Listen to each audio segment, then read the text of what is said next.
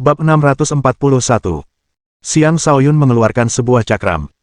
Itu adalah cakram yang sama yang ia peroleh dari sisa jiwa yang mencoba mengambil alih tubuhnya selama berada di wilayah iblis penjara bawah. Cakram itu adalah senjata tingkat tinggi, dan bahkan Xiang Shaoyun sendiri belum dapat memastikan tingkat kekuatannya. Bahkan, ia belum mampu mengendalikannya dengan benar. Tetapi sekarang setelah ia mencapai alam kenaikan naga, ia percaya setidaknya ia dapat melepaskan sebagian dari kekuatan senjata tersebut. Pertama, dia mengaduk garis keturunannya, lalu menggigit jarinya dan meneteskan setetes darah ke cakram. Desir. Cakram itu langsung bersinar dan memancarkan aura yang tidak biasa. Xiang Shaoyun memanfaatkan kesempatan itu untuk menyalurkan energinya ke cakram, mencoba membuatnya terbang. Cakram itu adalah senjata, namun Xiang Shaoyun malah terlihat lucu saat mencoba menggunakannya untuk melarikan diri. Sejujurnya, dia benar-benar kehabisan ide. Dan pada saat itulah keajaiban terjadi. Sambil membawanya, cakram itu berputar dan membelah udara, melesat pergi. Sebuah sensasi muncul dalam diri Xiang Shaoyun, sensasi bahwa sebuah hubungan telah terbentuk antara dirinya dan senjata itu. Dia mencurahkan energinya ke dalam cakram, mengubahnya menjadi perpanjangan tubuhnya. Ini adalah koneksi yang berasal dari esensi darah neraka kekaisaran yang telah dia telan ketika dia bertemu dengan jiwa sisa. Esensi darah itu telah sepenuhnya membangkitkan garis keturunan neraka kekaisarannya, dan garis keturunan yang sama itulah alasan dia bisa membentuk koneksi dengan cakram. Ketika Interfrost dan Summer Flame melihat Xiang Shaoyun menghilang dari pandangan mereka dengan kecepatan yang begitu cepat, mereka sangat terkejut hingga bola mata mereka hampir keluar dari rongganya. Itu adalah hal paling menggelikan yang pernah mereka lihat. Itu adalah senjata suci. Keduanya sampai pada kesimpulan yang sama. Mereka saling bertukar pandang dan terus terbang mengejar Xiang Shaoyun. Xiang Shaoyun tidak memiliki persediaan energi yang tak terbatas. Setelah penerbangan singkat, kelemahan menyerangnya, dan jika bukan karena kekuatan garis keturunannya, dia tidak akan mampu tetap terbang di atas cakram. Meskipun dia sempat lolos dari Interfrost dan Summer Flame, dia tidak mampu melepaskan diri dari mereka. Saat energinya habis, mereka akan menangkapnya. Di mana Sang Jifeng dan anak buahnya? Apakah aku akan mati seperti ini, pikir Xiang Shaoyun dengan putus asa. Ketika ia mengingat bagaimana ia belum mencapai tujuannya, bagaimana ia belum menghukum Di Lin dan Xia Yunxi yang telah mengkhianatinya, ia dipenuhi dengan kemarahan. Ia tidak bisa menerima kematian begitu saja. Dia memutuskan untuk mengabaikan semua kehati-hatian dan mengeluarkan bahkan kabut 9 warnanya lalu menyalurkan kekuatannya ke dalam cakram. Masuknya energi 9 warna itu tampaknya telah mengaktifkan sesuatu di dalam cakram, menyebabkan kecepatannya tiba-tiba meningkat ke tingkat yang menakutkan. Bahkan Xiang Shaoyun sendiri benar-benar tercengang. Saat ini, ia merasa seolah telah menembus batas ruang itu sendiri, seperti telah mencapai ujung dunia. Ia tidak dapat merasakan sekitarnya, merasa seolah angin dan petir membawanya bergerak. Namun, cakram itu membutuhkan terlalu banyak energi untuk diaktifkan. Meskipun ia memiliki cukup banyak kabut 9 warna, jumlahnya menurun dengan cepat saat ia menggunakannya untuk mengaktifkan cakram. Tak berdaya, Xiang Shaoyun akhirnya terpaksa berhenti. Baik dia maupun cakram itu tampak berada di ambang jatuh dari langit. Uang. Xiang Shaoyun terpaksa memanggil Uang. Saat Mani muncul, ia berubah menjadi ular naga besar dan melayang di bawah Xiang Shaoyun, mencegahnya jatuh. Bukannya bersantai, Xiang Shaoyun malah mendesak Mani untuk terus melarikan diri. Baru saat itulah Xiang Shaoyun mendapat kesempatan untuk memfokuskan inderanya. Ia terkejut karena Interfrost dan Summer Flame tidak terlihat dimanapun. Apakah aku lolos begitu saja? Xiang Shaoyun benar-benar bingung. Ia mendapati dirinya berada di tengah antah berantah, dengan hutan lebat dan tidak ada apapun di sekitarnya. Ia merasa seolah-olah ia bahkan tidak berada di pegunungan Nisa lagi. Kecemasannya telah hilang, dan ia telah mendarat sebelum menemukan tempat aman untuk bersembunyi. Baru kemudian ia membebaskan Lady Sura dari lautan kosmos astralnya. Ketika Lady Sura melihat Xiang Shaoyun yang lemah, ia memeluknya erat. Tak sepatah kata pun keluar dari mulutnya saat ia merangkulnya dalam diam, merasa tenang hanya dengan kehadirannya. Xiang Shaoyun tahu bahwa kejadian itu benar-benar telah melukai hatinya. Dia menepuk punggungnya dengan lembut dan berkata, "Tidak apa-apa. Kita aman di sini. Kupikir aku tak akan pernah bertemu denganmu lagi," kata Lady Sura sambil melepaskan pelukannya. Ia menyingkirkan topeng jelek dari wajahnya dan memperlihatkan wajahnya yang sangat cantik sebelum mencium bibirnya. Sensasi basah dan menyenangkan menyerang bibir Xiang Shaoyun, membuatnya langsung lupa bahwa dia mungkin masih dalam bahaya. Tidak diketahui apakah Lady Sura hanya terguncang oleh pengalamannya atau apakah dia benar-benar jatuh cinta pada Xiang Shaoyun. Dia menjadi semakin agresif, sampai-sampai dia menyakiti bibir Xiang Shaoyun karena ketidakberpengalamannya. Tentu saja, itu adalah hal terakhir yang dipikirkan Xiang Shaoyun. Dia terlalu sibuk menikmati keindahan hidup setelah hampir mati. Dengan seorang wanita cantik yang mendekatinya, akankah dia masih menjadi seorang pria jika dia tidak membalasnya? Dia melingkarkan satu tangannya di tubuh wanita itu sementara tangan lainnya mulai menjelajahi lekuk tubuhnya. Sensasi yang lembut dan kenyal itu membuatnya sulit untuk melepaskan tangannya. Lalu, Lady Sura mendesah pelan, benar-benar membangkitkan nafsu Xiang Shaoyun. Ia memeluk tubuh Lady Sura tanpa henti, sementara bagian bawah tubuhnya terasa seperti gunung berapi yang siap meletus. Ia hampir tidak bisa mengendalikan dirinya lagi. Saat Lady Sura bersandar di tubuh Xiang Shaoyun, wajahnya memerah sepenuhnya, emosinya saat itu tak terlukiskan dengan kata-kata. Aku akan menyerahkan diriku padanya, putusnya dalam hati. Sebelumnya, ketika dia hampir jatuh ke tangan Zhu Changchuang, dia menyesal karena tidak pernah menyerahkan dirinya kepada Xiang Shaoyun. Sekarang setelah dia memiliki kesempatan, dia tidak lagi menyembunyikan perasaannya. Tepat ketika keduanya hendak memulai, Xiang Shaoyun tiba-tiba teringat bahwa mereka masih diburu. Jika mereka benar-benar melakukannya di sini dan membiarkan kedua bajingan tua itu mengejar, keadaan akan menjadi buruk bagi mereka. Saat itu, kesadarannya kembali pulih dan ia dengan cepat mendorong Lady Sura menjauh sebelum berkata, kita tidak bisa. Kita harus menyelamatkan diri dulu. Aku akan mendengarkanmu, kata Lady Sura, sedikit lesu. Namun, dia tahu ini bukan saatnya untuk itu, jadi dia setuju dengan patuh. Bab 642. Xiang Shaoyun dan Lady Sura tidak membuang banyak waktu untuk menunggu, mereka segera pergi. Mani menggendong mereka, memberi mereka kesempatan untuk beristirahat di punggungnya. Xiang Shaoyun memanfaatkan kesempatan itu untuk segera memurnikan sisa kekuatan bunga hantu.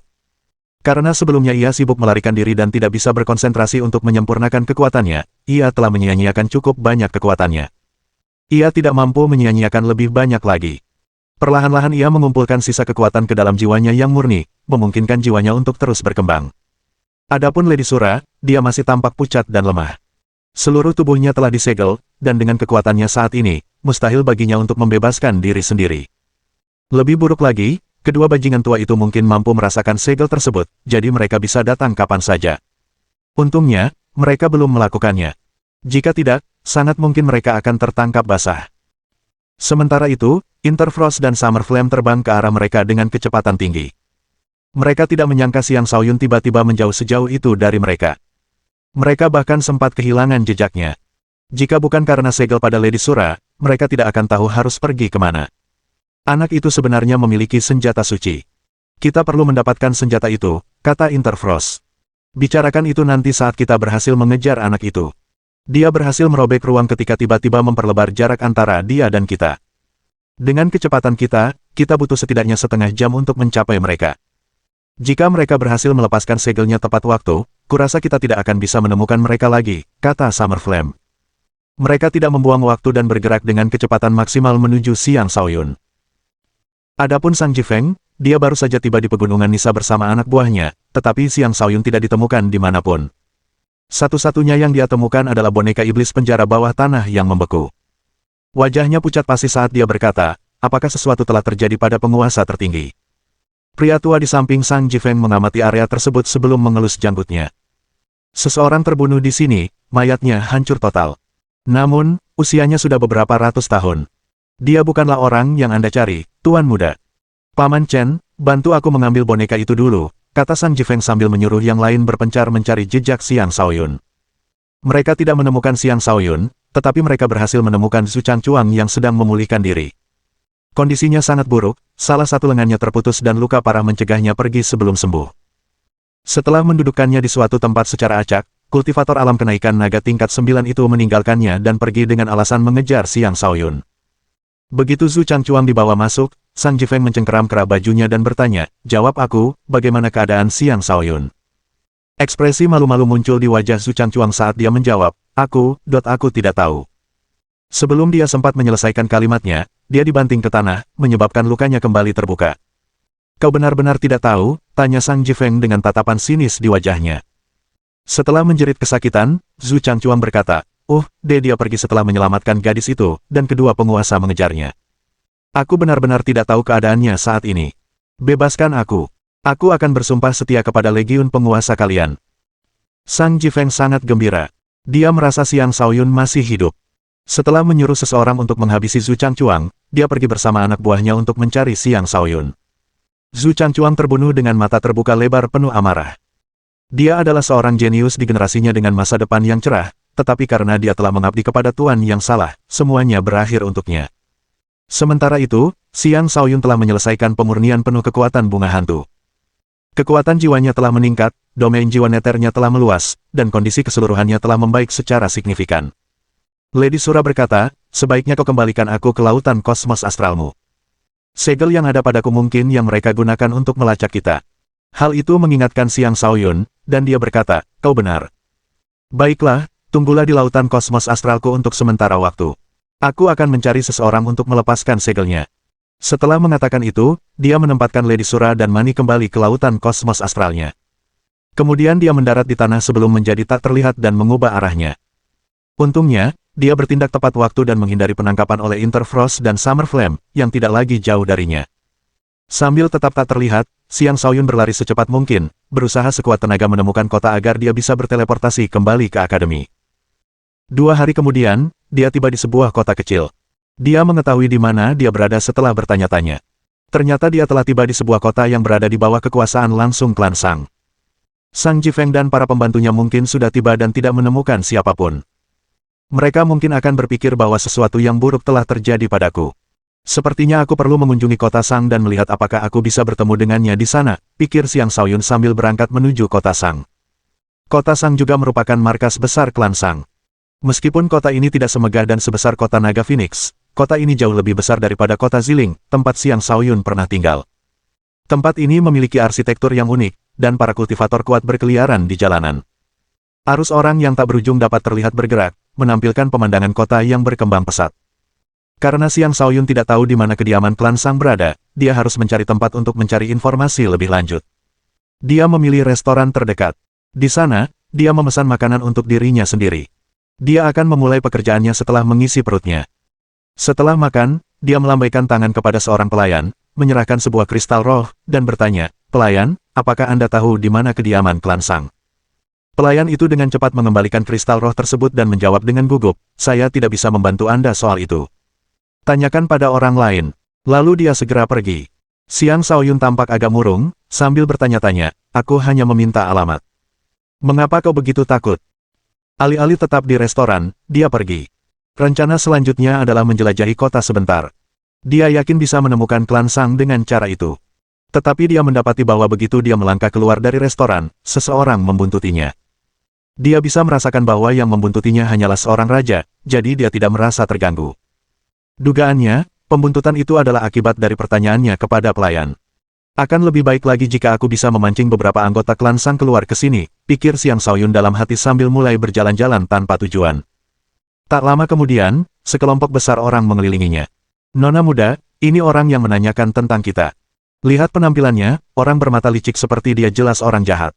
Dia pasti menyimpan niat jahat terhadap kita," kata seseorang sambil menunjuk ke arahnya. Ketika Xiang Shaoyun mendengar penilaian itu, dia hampir muntah darah karena marah.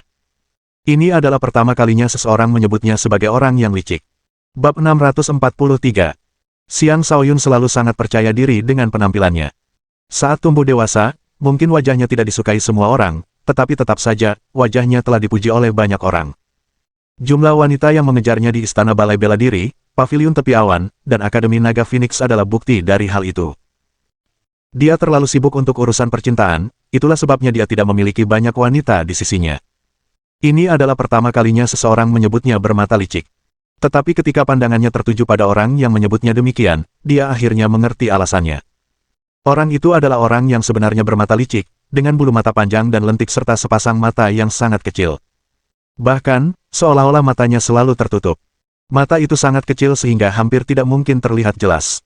Wajahnya sekurus wajah monyet, dan ia memiliki kumis seperti kumis di atas bibirnya. Kumis itu sangat lucu, lebih mirip alis daripada kumis. Pria itu iri dengan penampilanku. Xiang Shaoyun berpikir dalam hati. Pandangannya kemudian tertuju pada seorang wanita muda yang duduk di atas kuda yang gagah. Wanita muda itu mengenakan pakaian muslin tipis. Pakaian itu tipis, memperlihatkan dadanya yang indah dan pinggangnya yang ramping. Ia memiliki bentuk tubuh seperti jam pasir, dan dengan kakinya yang panjang dan ramping bertumpu di kedua sisi kuda, ia memancarkan daya tarik yang mempesona. Di atas semua itu, ia juga memiliki wajah yang sangat cantik. Ia benar-benar seorang wanita muda yang cantik. Di sekelilingnya terdapat beberapa raja dan seorang kaisar. Dari situ, dapat dilihat bahwa kemungkinan besar dia adalah seorang wanita dengan status yang cukup tinggi. Sambil memegang cambuk, dia menunjuk ke arah Xiang Shaoyun dan berteriak, "Siapakah kau? Mengapa kau menanyakan tentang klan Sang kami?" Karena ketampanan Xiang Shaoyun dan sepasang matanya yang memikat, detak jantung wanita muda itu meningkat, dan dia bersikap jauh lebih tenang daripada biasanya. Biasanya, dalam situasi seperti ini, dia akan mencambuk Xiang Shaoyun sebelum bertanya apapun. Xiang Shaoyun tersenyum ramah dan berkata, "Saya Xiang Shaoyun, dan saya mengenal Sang Jifeng. Saya di sini mencarinya." "Kurang ajar. Beraninya kau memanggil tuan muda dengan namanya. Kau pasti ingin mati," caci maki pria bermata licik itu. Namun begitu dia mengatakan itu, cambuk wanita muda itu menghantamnya. "Pak!" Dia merintih kesakitan. "Nona muda, mengapa Anda memukul saya?" tanya pria bermata licik itu dengan cemberut. "Kau tidak berhak bicara. Pergi sana," kata wanita muda itu dengan tatapan jijik. Sambil menutupi wajahnya yang baru saja dicambuk, pria bermata licik itu dengan cepat mundur dan mengumpat dalam hati, "Langit pasti buta. Mengapa nona muda itu memukul seseorang setampan aku? Aku seharusnya mati saja."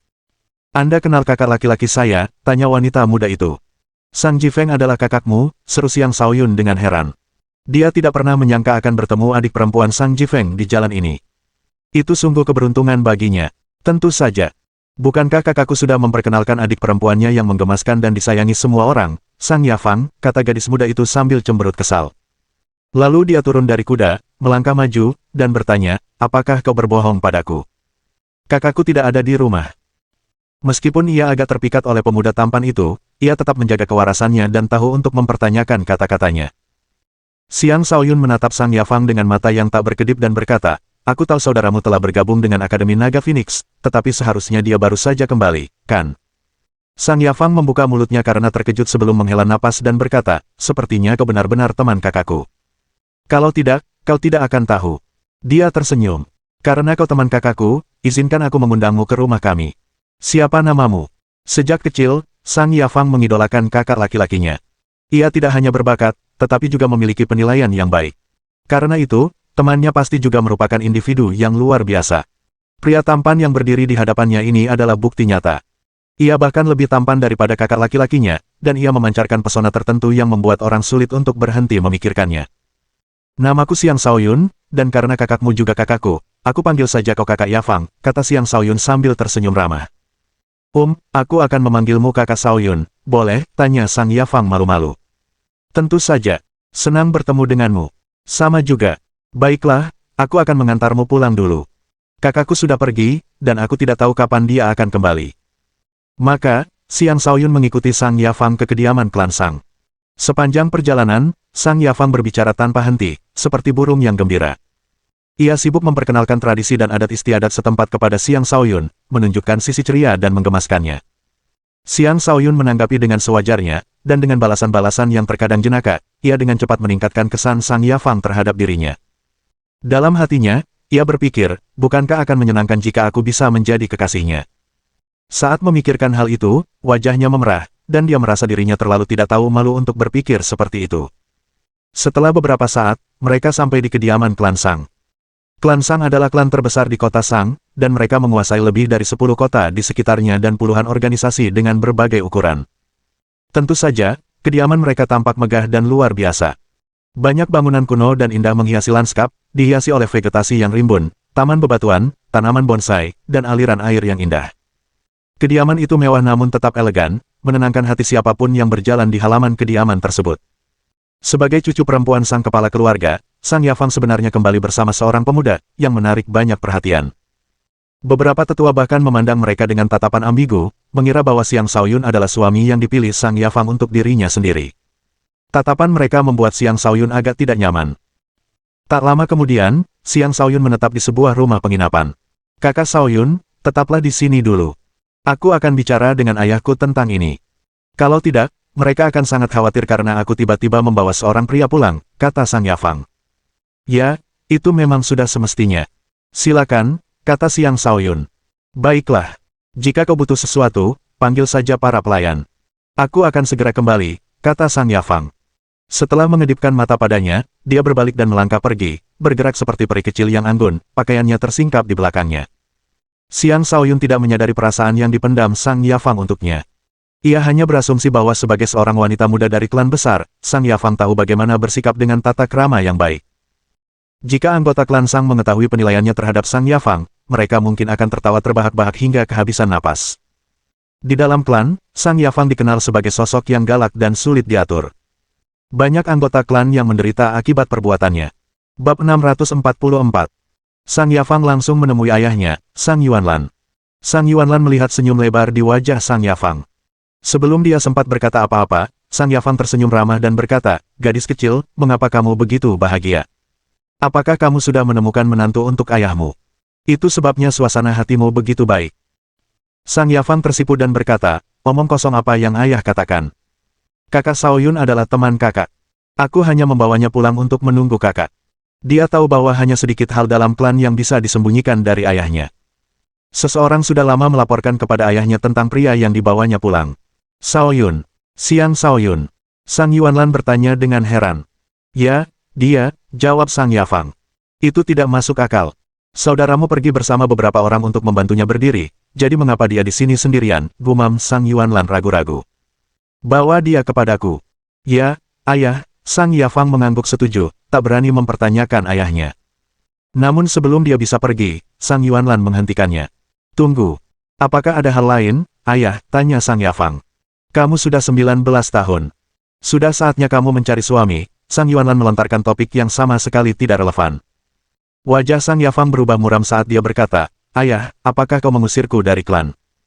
Begitu kata-kata itu keluar dari mulutnya, air mata mengalir di pipinya, membuatnya tampak sangat menyedihkan. Sang Yuanlan tidak menyangka hal itu akan terjadi. Dia segera menjelaskan, "Apa? Jadi kau tidak suka Xiang Shaoyun? Baiklah, lupakan saja. Anggap saja aku tidak mengatakan apa-apa." Sang Yuanlan telah mendengar tentang fisik Xiang Shaoyun yang luar biasa dari putranya.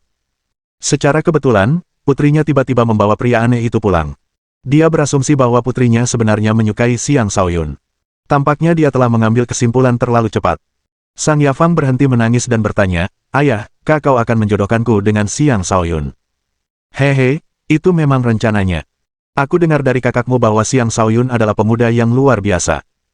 Tapi karena putriku tidak menyukainya, demi kamu, aku tidak akan melakukannya," kata Sang Yuanlan.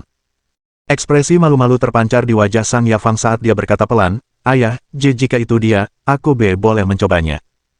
Saat dia menyelesaikan kalimatnya, wajahnya sudah memerah sepenuhnya, dan dia tidak lagi berani menatap mata ayahnya. Ketika Sang Yuanlan melihat ekspresi putrinya, dia tertawa terbahak-bahak dan berkata, "Haha, baiklah. Bawa dia kemari. Biar kulihat apa yang begitu istimewa dari anak ini sampai-sampai bisa menarik perhatian putriku." Mendengar itu, Sang Yafang berlari kecil menjauh, jantungnya berdebar kencang karena malu sambil berpikir dalam hati, "Ada apa denganku hari ini? Apakah aku sudah gila?" Setelah menenangkan diri, ia kembali ke rumah tamu Xiang Shaoyun. Ia mendapati Xiang Shaoyun sudah mandi dan mengenakan pakaian baru yang bersih. Melihat Xiang Shaoyun yang bersih dan rapi, serta memancarkan aura anggun, ia hampir bisa membayangkan sebuah lingkaran cahaya melayang di sekelilingnya. Ia menatapnya dengan linglung. Rambut panjangnya terurai bebas, tubuhnya memancarkan kepercayaan diri dan pembawaan yang riang. Matanya bersinar, dan sosoknya yang proporsional sempurna tampak menyimpan kekuatan yang tak terbatas, membuatnya terlihat sangat mulia dan tampan. Dia adalah tipe pria yang akan dicintai wanita dari segala usia. "Kenapa? Ada sesuatu di wajahku?" tanya Xiang Shaoyun sambil mengusap wajahnya. Barulah kemudian Sang Yafang tersadar dari lamunannya. Terlalu malu untuk menatap matanya, dia berkata, "Ayahku mengundangmu ke sini." "Tentu. Itu juga yang kupikirkan," jawab Xiang Shaoyun. Kemudian dia pergi bersama Sang Yafang. Sepanjang perjalanan, Sang Yafang semakin gugup hingga akhirnya berkata, "Apapun yang akan ayahku katakan nanti, tolong jangan anggap serius." Xiang Shaoyun tidak mengerti apa yang dibicarakan wanita itu, jadi dia mengangguk. Baiklah. Tak lama kemudian, mereka sampai di tempat Sang Yuanlan, dan Sang Yuanlan sendiri sedang menunggu di pintu. Pemandangan itu mengejutkan banyak anggota klan Sang, membangkitkan rasa ingin tahu mereka tentang siapa Xiang Shaoyun. Bagaimanapun, dia adalah seorang pemuda yang secara pribadi diterima oleh calon kepala keluarga mereka. "Ini pasti Xiang Shaoyun muda, kamu memang individu yang luar biasa. Saya Sang Yuanlan, ayah Sang Jifeng," sapa Sang Yuanlan saat dia melihat Xiang Shaoyun. Agak terkejut dengan kesopanan itu, Xiang Shaoyun segera memberi hormat dan berkata, "Anak ini Xiang Shaoyun. Maaf telah membuat Anda menunggu, Paman." "Haha, aku tuan rumahnya, dan kau tamunya. Tidak ada yang perlu disesali." Ayo, kita ngobrol. Kudengar Sang Jifeng sudah punya bos. Dia sangat menghormatimu, kau tahu, kata Sang Yuanlan sambil terkekeh. Kesopanan yang ditunjukkan Sang Yuanlan kepada juniornya memperlihatkan keteguhan hatinya, dan hal itu membuatnya mendapatkan rasa hormat dari Xiang Shaoyun. Setelah memasuki gedung, Xiang Shaoyun berkata, Jifeng terlalu sopan. Ini hanya konflik kecil di antara kita sesama murid akademi. Paman tidak perlu terlalu mempedulikan cerita-cerita itu. Ngomong-ngomong, Jifeng seharusnya sudah bercerita kepada paman tentang masalah yang kuhadapi, kan? Ya, aku baru saja akan bertanya mengapa kalian berdua tidak kembali bersama, tanya Sang Yuanlan sambil mengangguk. Ekspresi canggung terpancar di wajah Xiang Shaoyun saat dia menjawab, aku tidak berhasil menunggu sampai dia ada di sana. Ada sesuatu yang berubah, jadi aku terpaksa bertindak lebih dulu. Aku kemudian terpaksa meninggalkan Nisa Reng, jadi aku mungkin melewatkan kelompok Sang Jifeng. Itulah mengapa aku langsung datang ke sini, agar dia tidak terlalu khawatir tentangku. Begitu. Baiklah, tinggallah di sini selama beberapa hari. Suruh Yafang untuk menunjukkan tempat ini kepadamu, kata Sang Yuanlan. Shaoyun muda, apakah kau sudah menikah? Pertanyaan yang sama sekali tidak terduga itu mengejutkan Xiang Shaoyun. Dia menjawab dengan jujur, tidak. Lalu ia teringat sesuatu dan ingin memperjelas bahwa ia sudah memiliki seseorang yang disukainya, tetapi Sang Yuanlan tertawa dan berkata, begitu. Kau masih muda, jadi memang tepat untuk fokus pada kultivasi terlebih dahulu dan tidak membuang terlalu banyak waktu untuk percintaan. Xiang Shaoyun berkata, kamu benar. Sang Yuanlan segera berkata, namun, berkultivasi tanpa pasangan bisa sangat membosankan. Selain itu, pemilihan pasangan sangat penting. Pasangan tidak hanya perlu berpenampilan menarik, tetapi juga perlu memiliki bakat kultivasi yang cukup. Hanya dengan begitu pasangan bisa bahagia bersama. Apakah aku benar? Xiang Shaoyun masih tidak mengerti maksud Sang Yuanlan, jadi dia hanya mengangguk tanpa ekspresi. Kau benar-benar pemuda yang cerdas, puji Sang Yuanlan. Klan Sang adalah salah satu klan teratas di gerbang timur, sementara Yafangku cantik, lembut, dan beradab. Seandainya dia tidak terlalu muda, dia pasti sudah bergabung dengan akademi bersama kalian juga. Oleh karena itu, ketika mencari pasangan, seseorang seperti dia harus menjadi pilihanmu. Bab 645. Sang Yuanlan berbicara begitu terus terang sehingga Xiang Shaoyun pasti bodoh jika tidak memahaminya. Di sampingnya, wajah Sang Yafang memerah seperti apel. Dia menundukkan kepala, terlalu malu untuk menatap ayahnya atau Xiang Shaoyun. Sejak pertama kali melihat Xiang Shaoyun, ia langsung jatuh cinta padanya. Namun, ia tidak menyangka ayahnya akan begitu menyukai Xiang Shaoyun hingga langsung menyebutkannya. Ia mengira bahwa, seperti dirinya, Sang Yuanlan juga tertarik pada Xiang Shaoyun setelah pertemuan pertama mereka. Ia tidak tahu bahwa Sang Yuanlan hanya berusaha menjadikan Xiang Shaoyun menantunya setelah mengetahui tentang fisik bintang 9-nya. Jika tidak, seseorang dengan statusnya tidak akan semudah itu menawarkan putrinya. Xiang Shaoyun menyadari bahwa ini adalah cara Sang Yuanlan untuk berdamai. Dia juga tahu bahwa Sang Jifeng pasti telah memberitahu ayahnya tentang kondisi fisiknya. Dia tidak menyalahkan Sang Jifeng, tetapi dia harus memikirkan cara untuk mengatasi hal ini. Lagi pula, klan Sang telah mengirim sekelompok orang untuk membantunya. Itu adalah bantuan yang tidak bisa dia lupakan. Tidak akan ada gunanya jika dia menangani masalah ini dengan buruk dan merusak hubungannya dengan mereka. Xiang Shaoyun selalu menjadi orang yang cerdas, dan jiwanya yang bersih semakin meningkatkan kecerdasannya. Setelah berpikir sejenak, dia menjawab, Kakak Yafang memang seorang wanita muda yang menyenangkan, dan wanitaku jelas tidak sebanding dengannya. Namun, wanitaku telah baik kepadaku dan bahkan membantuku di saat-saat sulit. Aku tidak bisa meninggalkannya hanya karena aku bertemu gadis baru. Tentu saja, jika aku bertemu Kakak Yafang lebih awal, aku pasti akan melakukan yang terbaik untuk memenangkan hatinya. Itu adalah jawaban yang cerdas. Dia mengindikasikan bahwa dia memiliki seorang wanita dan juga menjelaskan bahwa wanita itu telah membantunya sebelumnya, jadi dia tidak akan meninggalkannya. Pada saat yang sama, dia memuji Sang Yafang karena tidak membuat mereka merasa tersinggung dengan penolakan tersebut. Singkatnya, dia mengatakan bahwa bukan berarti dia tidak menyukai Sang Yafang, tetapi dia tidak bisa. Benar saja, bahkan Sang Yuanlan pun tidak merasa marah dengan jawabannya. Lagi pula, itu jawaban yang masuk akal. Tidak ada yang salah dengan membicarakan wanita yang sudah dimilikinya. Sang Yuanlan juga menyadari bahwa dia terlalu memaksa, jadi dia cepat tersenyum dan mengalihkan topik. Haha, bagus sekali. Begitulah seharusnya seorang pria. Oke, mari kita tidak membicarakan ini lagi. Yafang, suruh para pelayan menyiapkan pesta. Aku akan minum bersama Shaoyun. Setelah terhindar dari rasa canggung, Sang Yafang segera memanfaatkan kesempatan untuk pergi. Di luar aula, dia berpikir dalam hati dengan lesu, benar, bisa dimaklumi jika pria sehebat dia sudah memiliki kekasih. Tapi aku sangat menyukainya. Apa yang harus aku lakukan? Saat mengobrol di aula, Sang Yuanlan bertanya tentang akademi dan latar belakang Xiang Shaoyun. Tanpa bermaksud menyembunyikan apapun, Xiang Shaoyun memberikan versi singkat dari kisahnya. Masa lalunya yang tragis mengejutkan Sang Yuanlan. Seseorang yang mampu berkembang dan akhirnya masuk akademi di bawah tekanan seperti itu memang merupakan individu yang luar biasa. Bahkan saat berhadapan dengannya, Xiang Shaoyun tidak bersikap tunduk atau sombong, melainkan bertindak layaknya seorang pahlawan muda. Sang Yuanlan yakin bahwa selama Xiang Shaoyun berhasil melewati masa mudanya, masa depan yang cerah menantinya. Dia juga bertanya kepada Xiang Shaoyun tentang misi penyelamatan tersebut. Dan ketika mendengar keberhasilannya, dia bahkan lebih terkejut. Lagi pula, Sang Jifeng telah menyebutkan bahwa beberapa penguasa dikerahkan untuk menghadapi Xiang Shaoyun, itulah sebabnya dia kembali untuk meminta bantuan. Namun Xiang Shaoyun tetap mampu menyelamatkan targetnya dan melarikan diri dengan selamat. Sang Yuanlan mendapatkan rasa hormat yang baru terhadap Xiang Shaoyun setelah mengetahui hal itu. Selama pesta, Sang Yuanlan sangat ramah, sementara Sang Yafang telah menghilangkan rasa canggungnya dan bersulang untuk Xiang Shaoyun dengan percaya diri, menunjukkan semangat kepahlawanannya. Xiang Shaoyun memiliki kesan yang sangat baik terhadap keduanya, dan dia juga gembira karena telah berteman dengan Sang Jifeng. Sepertinya setelah kembali ke akademi, aku perlu melakukan sesuatu untuk memperkuat ikatan antar anggota Overlord Legion, pikir Xiang Shaoyun. Setelah apa yang dilihatnya di sini, dia yakin bahwa membangun jaringannya sendiri di akademi akan bermanfaat bagi pertumbuhannya di masa depan. Setelah pesta, Xiang Shaoyun menjadi tamu sementara klan Sang. Namun, dia tidak diberi kesempatan untuk fokus pada kultivasi. Sehari setelah pesta, Sang Yafang mengajaknya berkeliling kota. Xiang Shaoyun memperlakukannya seperti adik perempuannya sendiri, dan bahkan memberinya beberapa harta sebagai hadiah.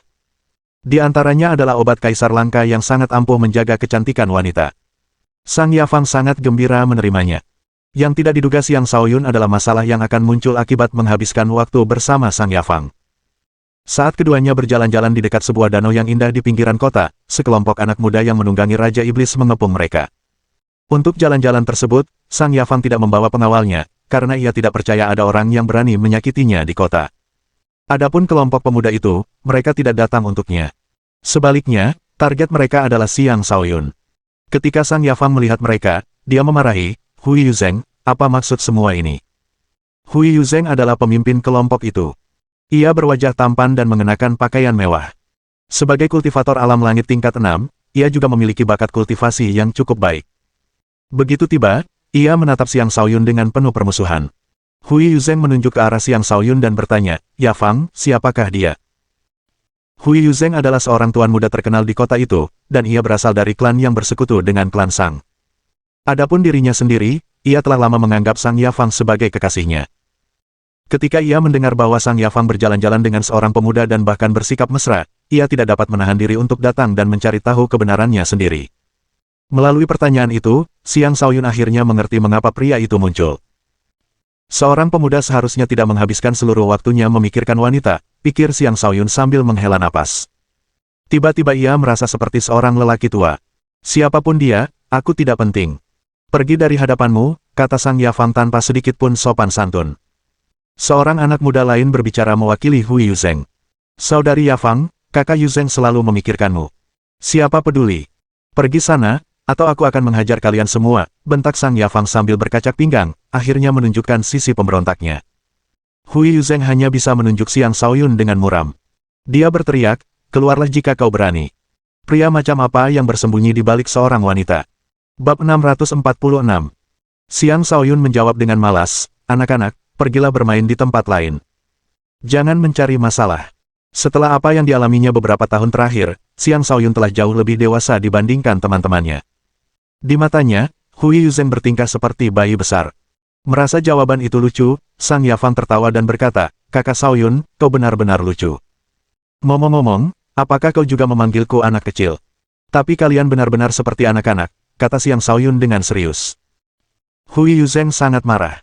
"Kemarilah dan biarkan tuan muda ini menunjukkan siapa anak kecil itu," teriak Hui Yuzheng dengan marah. "Hui Yuzheng, jangan cari masalah. Kakak Shaoyun bisa menghancurkanmu hanya dengan satu jari," kata Sang Yafang. "Jika dia benar-benar memiliki kemampuan itu, aku akan dengan sukarela membiarkan dia menghancurkanku," kata Hui Yuzheng dengan nada menghina. Baginya, Xiang Shaoyun hanyalah seorang pemuda tampan. Ia harus memberi pelajaran kepada orang asing ini yang tak akan pernah dilupakannya.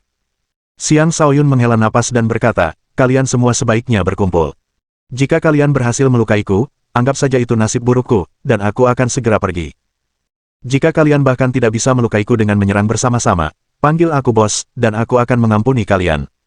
Bagaimana? Baiklah, karena kau memang ingin mati, ayo lawan, kata Hui Yuzheng sambil mencibir. Kakak Shaoyun, apakah kau yakin? Sang Yafang menjadi agak cemas. Baiklah. Lihat saja, kata Xiang Shaoyun sambil menatapnya dengan tatapan menenangkan sebelum melangkah maju. Terima pukulanku. Hui Yuzheng yang memulai gerakan pertama. Dari cara dia menyerang dengan cepat, terlihat jelas bahwa dia adalah orang yang cukup licik. Pukulan itu diarahkan ke wajah Xiang Shaoyun, dan kekuatan besar terpancar di baliknya, menunjukkan dengan jelas bahwa dia berusaha menghancurkan wajah Xiang Shaoyun berkeping-keping. Teman-temannya bersorak, hancurkan dia. Hancurkan dia. Bang! Sebelum tinju itu mendarat, sebuah kekuatan dahsyat muncul dan memantulkan Hui Yuzheng ke belakang, membuatnya terlempar. Setelah terbang lebih dari 10 meter, ia jatuh terhempas ke tanah. Adapun para pemuda lainnya, mereka semua tercengang-astonished. Hui Yuzheng adalah bos yang mereka kagumi, seorang jenius nomor 1 di mata mereka. Namun bos mereka terlempar begitu saja. Jelas, target mereka jauh lebih kuat daripada bos mereka. Lebih penting lagi, target mereka tampaknya seusia dengan mereka. Hui Yuzheng bangkit berdiri, memijat tinju yang tadi dia acungkan. Rasa kebas dan sensasi tidak nyaman menyerangnya. Dia akhirnya menyadari bahwa dia telah meremehkan orang asing itu. Tentu saja, itu tidak cukup untuk membuatnya takut pada Xiang Shaoyun. Ini adalah kota Sang. Selain anggota klan Sang, tidak ada yang bisa memaksanya untuk mundur. Lihat, sudah kubilang kalian harus menyerang bersama. Kalian menderita karena menolak mendengarkan, kata Xiang Shaoyun sambil mengangkat bahu tak berdaya. Hui Yuzheng, kembalilah. Sudah kubilang kakak Shaoyun bisa menghancurkanmu hanya dengan satu jari, kata Sang Yafang dengan angkuh. Hui Yuzheng merasa agak malu, tetapi dia tetap memberi perintah kepada teman-temannya, gunakan senjata kalian dan serang dengan kekuatan penuh. Aku menolak untuk percaya dia bisa menghentikan kita semua. Yang lain melakukan apa yang diperintahkan dan menghunus senjata mereka sebelum menghujani Xiang Shaoyun dengan serangan mereka. Gemuruh. Gemuruh. Ledakan warna-warni meletus saat serangan demi serangan menghantam Xiang Shaoyun. Efek yang dihasilkan dari begitu banyak kultivator alam langit yang menyerang bersama-sama sungguh luar biasa. Sang Yafang menyaksikan semua itu terjadi, kecemasan meningkat dalam dirinya. Hui Yuzheng dan kawan-kawan tidak berhenti setelah satu putaran serangan. Sebaliknya, mereka mengulangi serangan mereka beberapa kali, menunjukkan tekad mereka untuk mengalahkan Xiang Shaoyun. Sementara itu, Xiang Shaoyun, yang berada di tengah badai serangan, memiliki 5 lapis lempengan emas di sekelilingnya, melindunginya dari semua serangan. Setelah ia naik ke alam kaisar, ia juga telah meningkatkan kitab 6 lempengan emas miliknya ke tahap ketiga, tahap lempengan emas. Selama ia menguasai tingkat terakhir, membentuk 6 lempengan emas, ia dapat dianggap telah sepenuhnya menguasai teknik tersebut. Dengan kekuatan pertahanan yang dimilikinya saat ini, bahkan kultivator alam kenaikan naga tingkat ketiga pun tidak akan mampu melukainya. Dengan demikian, bahkan jika mereka semua menyerang bersama-sama, Hui Yuzheng dan kawan-kawan tidak akan pernah mampu melukai Xiang Shaoyun. Cukup. Apa kau tidak malu pada dirimu sendiri? Mengapa kau masih tidak berhenti? Teriak Sang Yafang, yang sudah tidak tahan lagi melihatnya. Setelah melancarkan 2 serangan lagi, Hui Yuzheng dan yang lainnya berhenti. Coba kulihat apakah dia masih bisa berdiri setelah semua itu, kata Hui Yuzheng dengan angkuh. Dia yakin Xiang Shaoyun sudah pasti dikalahkan. Di luar dugaan, ketika debu telah reda, Xiang Shaoyun berdiri tanpa luka sedikitpun. Ia dikelilingi sisik emas, tampak sangat mulia. Hui Yuzheng dan yang lainnya terkezenjing dan mulut mereka ternganga lebar. Kau bahkan tak layak menggaruk gatalku, kata Xiang Shaoyun dengan acuh tak acuh. Ia melangkah maju, dan aura kuat seorang kaisar terpancar dari dirinya. Tekanan dahsyat menghantam Hui Yuzheng dan teman-temannya. Mereka meratap kesengsaraan, terlempar, dan batuk darah. Xiang Shaoyun kemudian berjalan menghampiri Hui Yuzheng sebelum berkata, sudah waktunya untuk menepati janjimu. Hui Yuzheng menatap Xiang Shaoyun dengan marah, tidak mau memanggilnya bos. Namun saat bertemu dengan tatapan angkuh Xiang Shaoyun, ia gemetar, dan sebelum ia menyadarinya, ia berteriak, bebos. Bagus. Bagaimana dengan kalian? Tanya Xiang Shaoyun sambil mengamati yang lain. Tentu saja, mereka tidak berani ragu dan langsung berseru, bos. Baiklah. Kau boleh pergi sekarang. Xiang Shaoyun melambaikan tangannya. Tentu saja, kau dipersilakan datang untuk membalas dendam kapan saja. Aku tinggal di kediaman klan Sang. Sang Yafang menyela, kakak Shaoyun adalah atasan adikku. Mereka berdua adalah murid jenius dari Akademi Naga Phoenix. Jika kau ingin membalas dendam, pikirkan dulu sebelum melakukannya. Kata-katanya menghancurkan sedikit kepercayaan diri yang dimiliki anak-anak muda itu berkeping-keping. Jika Hu Yuzheng adalah seorang bos di hati mereka, maka Sang Jifeng adalah bos dari para bos bagi mereka. Dia adalah idola mereka yang tak terbantahkan. Dan sekarang, bos dari para bos berdiri di hadapan mereka. Pada saat ini, mereka menerima kekalahan mereka dengan sepenuh hati. Bos, mulai sekarang, Anda adalah bos saya, kata Hu Yuzheng sambil bangkit dan memeluk kaki Xiang Shaoyun. Bab 647. Sejak Sang Yafang mengungkap identitas Xiang Shaoyun, Hu Yuzheng dan kawan-kawan memperlakukan Xiang Shaoyun seperti dewa. Perubahan sikap mereka mencapai tingkat di mana Xiang Shaoyun kesulitan untuk menanggungnya. Xiang Shaoyun tidak mau repot berurusan dengan mereka, tetapi mereka bersikeras untuk mengadakan pesta untuknya. Tentu saja, dia menolak tawaran itu. Hu Yuzheng dan kawan-kawan tidak mau menyerah begitu saja, dan mereka bahkan meminta bantuan Sang Yafang. Awalnya, Sang Yafang ingin menghabiskan waktu berdua saja dengan Xiang Shaoyun, tetapi ia segera menyadari bahwa Xiang Shaoyun tidak memiliki perasaan romantis terhadapnya dan hanya menganggapnya sebagai adik perempuan. Kesadaran itu membuatnya memahami beberapa hal lain juga. Oleh karena itu, ia mulai memohon kepada Xiang Shaoyun untuk menerima undangan Hu Yuzheng. Lagi pula, klan Hu Yuzheng dan teman-temannya adalah bawahan klan Sang. Ia juga tumbuh bersama mereka. Karena mereka bukan musuh, tidak masalah baginya untuk memberikan bantuan kepada mereka. Tak berdaya, Xiang Shaoyun hanya bisa menerima undangan itu. Dia pergi ke restoran terbaik di kota untuk merasakan kehidupan yang penuh kemewahan. Hu Yuzheng dan yang lainnya memamerkan kemampuan mereka sebagai tuan muda yang dekaden dan memesan sejumlah besar makanan lezat dan minuman keras berkualitas tinggi untuk disajikan kepada Xiang Shaoyun. Seandainya Sang Yafang tidak bersama mereka, mereka pasti akan memanggil beberapa pramugari juga. Awalnya, Xiang Shaoyun agak linglung. Tetapi setelah minum, dia menjadi jauh lebih tenang. Dia mengobrol tanpa henti dengan mereka, minum sepuasnya, dan benar-benar rileks. Dengan terlepasnya emosi yang selama ini ditekan, ia akhirnya menyadari bahwa dirinya juga seorang pemuda yang baru berusia 20 tahun. Tidak perlu baginya untuk selalu bersikap dewasa, karena itu mungkin tidak bermanfaat baginya. Seseorang seharusnya menjalani hidup sepenuhnya dan menikmati apa yang dimilikinya. Apa gunanya terus-menerus merenungkan masalahnya sepanjang waktu? Setelah menyadari hal itu, Xiang Shaoyun sepenuhnya melepaskan diri dan mulai menikmati pesta bersama Sang Yafang, Hu Yuzheng, dan yang lainnya. Mereka semua bisa merasakan perubahan sikap Xiang Shaoyun. Kesan mereka sebelumnya tentang dirinya adalah sebagai orang yang angkuh dan sulit didekati. Namun sekarang, ia ramah dan mudah didekati, tidak lagi selalu bersikap sombong. Setelah menghabiskan waktu seharian bersama, mereka akhirnya berpisah. Hu Yuzheng dan yang lainnya berusaha sekuat tenaga untuk tanpa malu-malu menyatakan kesetiaan mereka kepadanya dan menjadikannya bos mereka. Namun, karena Xiang Shaoyun masih harus kembali ke Akademi Naga Phoenix, dia tidak bisa menyetujui permintaan mereka. Sebaliknya, dia memperlakukan mereka seperti teman biasa. Konflik kecil sebelumnya telah dilupakan begitu saja.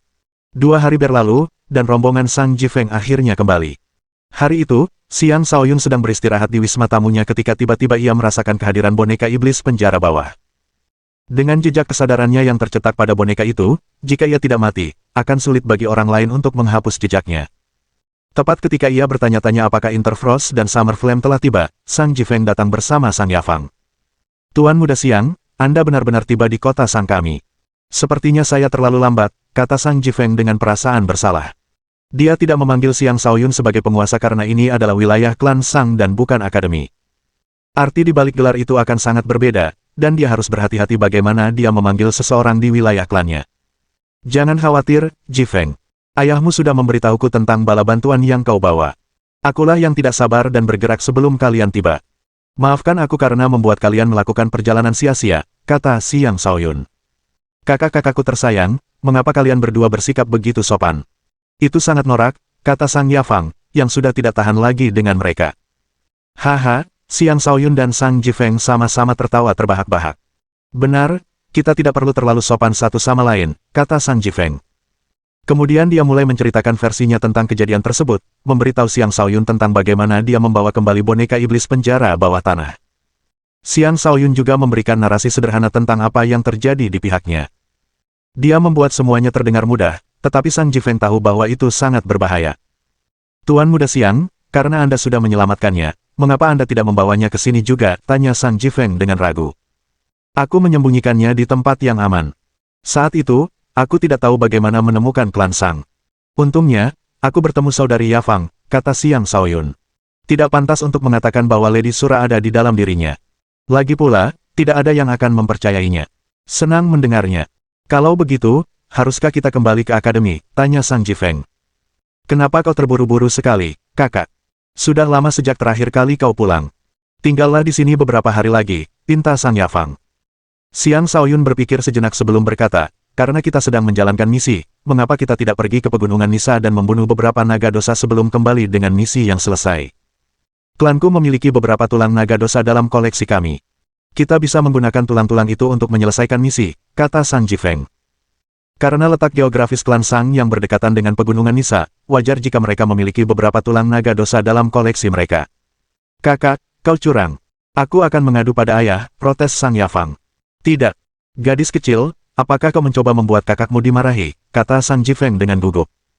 Kalau begitu, kamu harus berjanji padaku satu hal. Kamu mau apa? Ajak aku ikut dalam perjalanan berburu naga dosamu.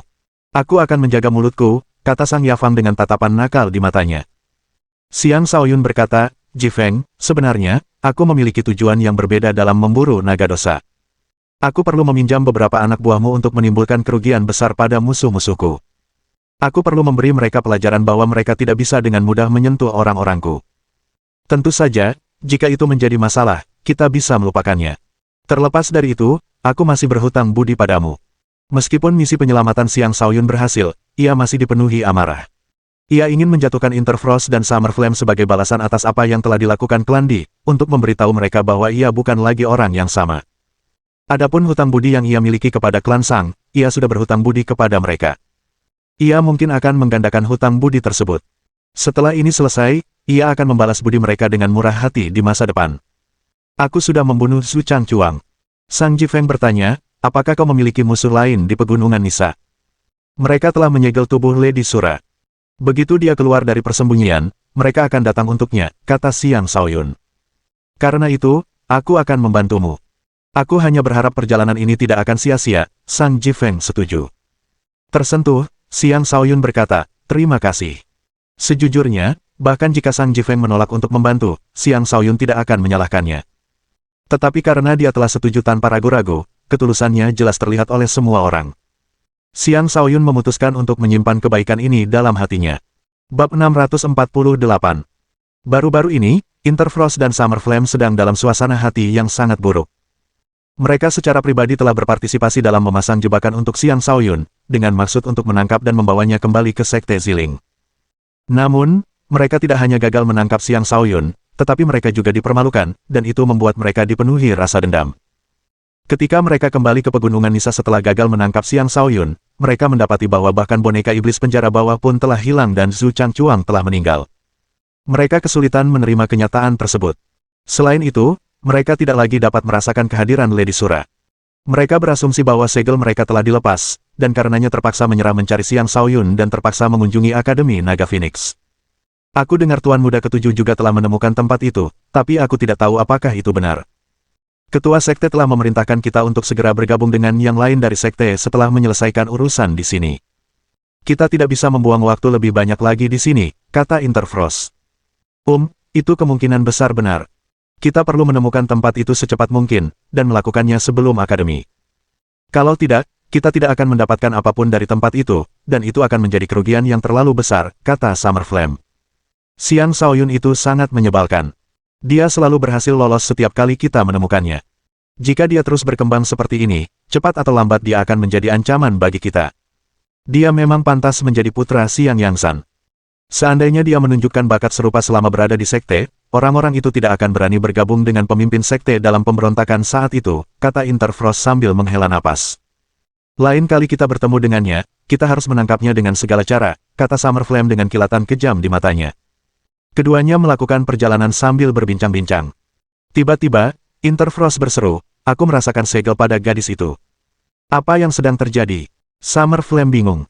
Tunggu, biarkan aku fokus, kata Interfrost sebelum menutup matanya. Setelah beberapa saat, dia membuka matanya dan berkata, dia sebenarnya berada di sisi lain Pegunungan Nisa. Ayo kita bergegas ke sana. Tunggu, ada yang mencurigakan, kata Summer Flame. Kita tidak bisa merasakannya selama ini. Mengapa kita tiba-tiba bisa merasakannya lagi? Xiang Shaoyun pasti menggunakan trik tertentu untuk mengisolasi segel kita. Sekarang setelah dia yakin kita telah pergi, dia akhirnya membongkar dirinya sendiri karena dia tidak punya cara untuk menyembunyikan segel itu sepenuhnya, tebak Interfrost. Summer Flame berpikir sejenak dan berkata, benar. Aku ragu anak itu bisa mempermainkan kita. Tidak ada salahnya untuk pergi melihatnya. Maka, keduanya mengubah arah dan menuju ke sisi lain pegunungan Nisa. Mereka menuju ke hutan yang rimbun, tempat Xiang Shaoyun, Sang Jifeng, Sang Yafang, dan yang lainnya menunggu. Xiang Shaoyun telah membebaskan Lady Sura saat tidak ada yang memperhatikannya. Sang Jifeng dan Sang Yafang tidak tahu bagaimana Xiang Shaoyun berhasil membebaskannya, dan mereka berdua sangat terkejut ketika wanita itu muncul entah dari mana. Bahkan para penguasa yang datang bersama mereka pun sama sekali tidak tahu apa-apa. Tentu saja, tidak ada yang mempertanyakan Xiang Shaoyun karena setiap orang memiliki rahasianya masing-masing. Setelah membebaskan Lady Sura, Xiang Shaoyun menyuruh para penguasa klan Sang untuk bersembunyi sambil menunggu kedatangan Interfrost dan Summer Flame. Waktu berlalu perlahan saat mereka menunggu dengan tenang. Mereka tidak yakin apakah Interfrost dan Summer Flame akan datang, tetapi karena mereka sudah berada di sini, mereka sebaiknya bersabar dan menunggu sebentar. Mereka telah mengalokasikan 7 hari untuk penyergapan ini. Jika tidak ada yang datang setelah 7 hari, penyergapan ini akan dinyatakan gagal. Para kakek-kakek, kalian jangan sampai mengecewakanku, pikir Xiang Shaoyun. Dalam waktu kurang dari setengah hari, embun beku musim dingin dan api musim panas tiba di udara di atas mereka. Ada yang terasa tidak beres, kata Summer Flame sambil mengerutkan kening. Ya, aku juga merasakan hal yang sama. Interfrost mengangguk setuju. Setelah saling bertukar pandang, keduanya bersiap menghadapi masalah. Alih-alih langsung bergegas turun, mereka menyebar indera mereka ke dalam hutan. Tak lama kemudian, mereka menemukan Xiang Shaoyun, Lady Sura, seorang pria, dan seorang wanita. Itu mereka. Biarkan aku menangkap mereka, kata Interfrost sambil bergegas turun. Setelah sedikit ragu, Summer Flame pun mengikutinya. Xiang Shaoyun, bagaimana kau akan lolos dari kami sekarang? Interfrost meraung sambil membanting telapak tangannya yang membeku ke arah mereka. Telapak tangan yang membeku itu seperti cermin es raksasa yang jatuh dari langit, membekukan semua orang, termasuk saudara-saudara klan Sang. Pada saat itulah para penguasa klan Sang bergerak. Beberapa energi kuat meledak. Salah satu penguasa menghancurkan telapak tangan yang membeku itu sementara yang lain mengepung embun beku musim dingin dan api musim panas. Sial! Ini jebakan. Mereka akhirnya menyadari keadaan mereka, tetapi sudah terlambat. Musim dingin dan musim panas tua, hari ini adalah hari kalian menghadapi penghakiman, kata Xiang Shaoyun dengan penuh semangat. Keduanya adalah anjing tua dari di Batian. Xiang Shaoyun merasa sangat gembira karena berhasil mengalahkan keduanya. Interfrost dan Summer Flame tidak berani tinggal dan segera mencoba melepaskan diri dari pengepungan. Sayangnya bagi mereka, klan Sang telah mengerahkan seorang ahli alam fondasi jiwa tingkat 9. Hanya dia sendiri sudah cukup untuk mengatasi keduanya, belum lagi para ahli alam fondasi jiwa lainnya di sekitar mereka. Pertempuran berakhir tanpa ketegangan. Keduanya ditangkap oleh para penguasa. Bahkan ketika keduanya mencoba menggunakan teknik pertempuran gabungan mereka untuk membebaskan diri, mereka ditindas oleh penguasa tingkat 9. Mereka tidak bisa lagi melarikan diri. Para penguasa klan Sang memenuhi permintaan Xiang Shaoyun untuk menangkap keduanya hidup-hidup. Setelah keduanya dipukuli habis-habisan, fondasi jiwa mereka disegel, sehingga mustahil bagi mereka untuk memulihkan kemampuan bertarung mereka. Terima kasih atas bantuannya, tuan-tuan, kata Xiang Shaoyun ketika embun beku musim dingin dan api musim panas diserahkan kepadanya. Sama-sama, kata lelaki tua yang memimpin kelompok itu. Meskipun kedua orang ini telah dikendalikan, kita tidak tahu apakah mereka masih memiliki kartu truf. Kalian harus berhati-hati dan jangan biarkan mereka mencoba melakukan apapun. Jangan khawatir, aku akan berhati-hati, kata Xiang Shaoyun dengan percaya diri. Setelah berpamitan, ia membawa keduanya ke suatu tempat yang sunyi. Di sana, ia akan mencoba mengendalikan mereka dengan kutukan jiwa naga neter miliknya. Kedua orang itu mengalami patah tulang di seluruh anggota tubuh mereka dan kerusakan parah pada organ dalam mereka. Selain itu, fondasi jiwa mereka telah disegel. Untuk saat ini, mereka tidak akan menimbulkan ancaman bagi Xiang Shaoyun. Apakah kau hanya membayangkan ini akan terjadi? Tanya Xiang Shaoyun dengan nada mengejek sambil melemparkan mereka ke tanah. Jika kau ingin membunuh kami, lakukan saja, kata Interfrost dengan lemah. Benar. Jika kami berkedip sedikit saja saat kau melakukannya, kami bajingan, kata Summer Flame dengan tegas. Jangan khawatir. Aku tidak akan membunuhmu. Bahkan, aku akan membiarkanmu hidup dengan baik, kata Xiang Shaoyun dengan senyum sinis di wajahnya. Bab 649. Xiang Shaoyun menggunakan kutukan jiwa naga neter pada embun beku musim dingin dan api musim panas. Kali ini, dia sangat berhati-hati. Dia tidak berani ceroboh. Lagi pula, keduanya memiliki fondasi jiwa yang melindungi jiwa mereka masing-masing. Kutukan jiwa mungkin tidak akan mudah mencapai jiwa mereka. Untungnya, fondasi jiwa mereka saat ini telah disegel. Oleh karena itu, mereka tidak dapat memberikan perlawanan yang berarti untuk saat ini, sehingga kutukan jiwa Xiang Shaoyun dapat memasuki jiwa mereka berulang kali. Interfrost dan Summer Flame tidak boleh diremehkan. Jiwa mereka telah lama mengeras. Jika jiwa mereka tidak disegel, kutukan jiwa Xiang Shaoyun akan hancur sebelum sempat mendekati mereka. Namun sekarang, Interfrost dan Summer Flame sedang sekarat dan terlalu tak berdaya untuk melakukan apapun terhadap kutukan tersebut. Tentu saja, mereka masih berusaha melawan. Mereka bertahan sebentar, tetapi seiring semakin banyak simbol yang melayang ke arah mereka, mereka tidak lagi mampu melawan, dan akhirnya jatuh di bawah kendali Xiang Shaoyun. Setelah berhasil mengendalikan keduanya, Xiang Shaoyun menghela napas lega sambil berpikir, akhirnya, aku berhasil mengendalikan kedua orang tua ini. Jika duo Ji tahu ini, dia pasti akan sangat gembira. Xiang Shaoyun rela berhutang budi pada Sang Jifeng hanya agar bisa mengendalikan kedua orang tua ini. Untuk ini, berhutang budi itu sepadan. Setelah selesai, ia merasakan para ahli alam fondasi jiwa dari klan Sang mengamatinya secara diam-diam. Namun, ia tidak peduli. Lalu apa masalahnya jika mereka tahu ia bisa mengendalikan embun beku musim dingin dan api musim panas? Tanpa ikat kepala jiwa naga neter, seseorang tidak akan bisa menggunakan kutukan jiwa naga neter. Dengan demikian, tidak ada yang bisa mengulangi apa yang baru saja ia lakukan.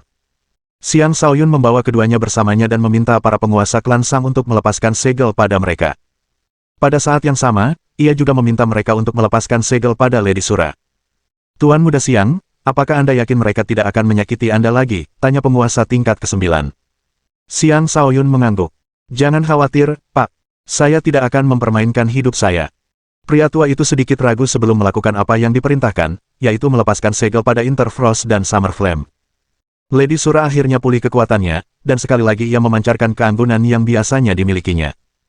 Ia tak lagi mengenakan topeng, memperlihatkan kecantikannya dengan estetika liar yang sangat mencolok jika dipadukan dengan sosok tubuhnya yang sempurna.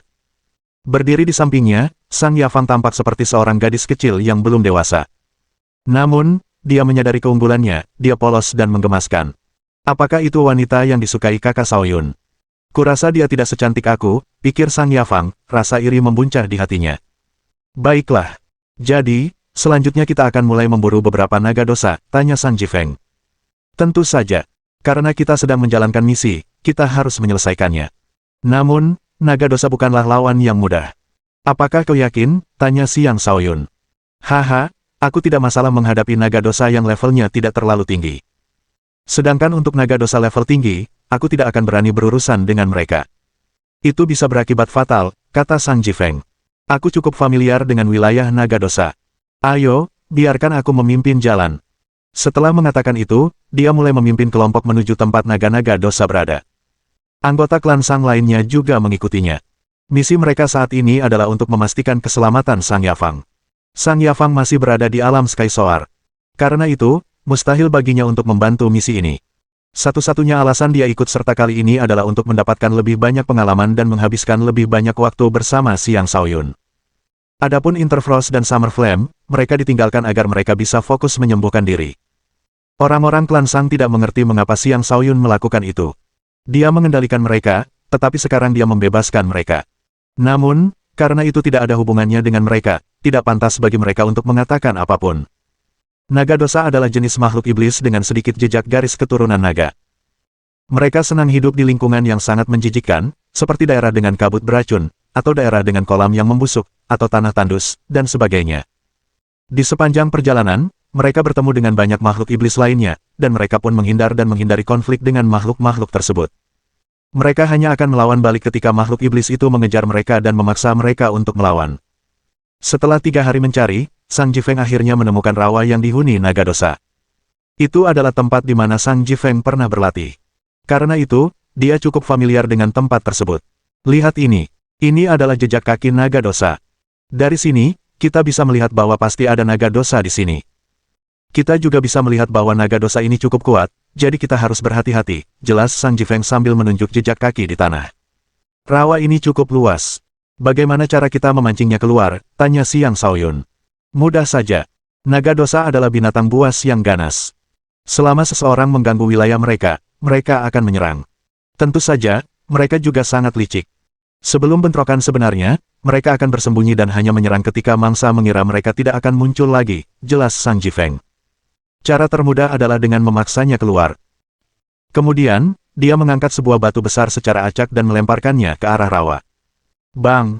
Suara yang menekan terdengar saat lumpur berceceran di mana-mana. Tiba-tiba, raungan mengerikan terdengar saat sesosok besar berwarna hitam menyerbu keluar dari bawah rawa. Seekor naga dosa hitam muncul di hadapan mereka. Ia memiliki kepala dan leher yang ramping, lebih mirip kadal daripada naga, dan tubuhnya besar, dengan sisik yang berkilauan. Sepasang sayap seperti kelelawar terlihat di punggungnya, sementara sepasang kakinya yang besar bergetar tanpa henti. Secara keseluruhan, itu adalah makhluk buas yang tampak mengerikan. Kurang ajar. Berani-beraninya kau mengganggu kedamaianku. Kalian semua akan menjadi santapanku, raungan naga dosa itu sebelum memuntahkan seteguk lumpur dari mulutnya. Lumpur itu mengandung aura naga dosa, dan juga sangat korosif.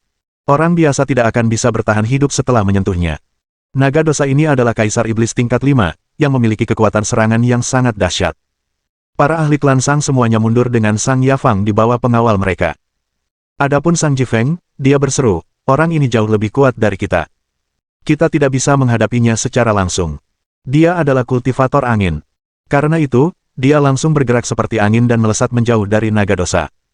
Lady Sura juga mundur saat melihat naga dosa. Itu hanya menyisakan Xiang Shaoyun, yang malah maju alih-alih mundur.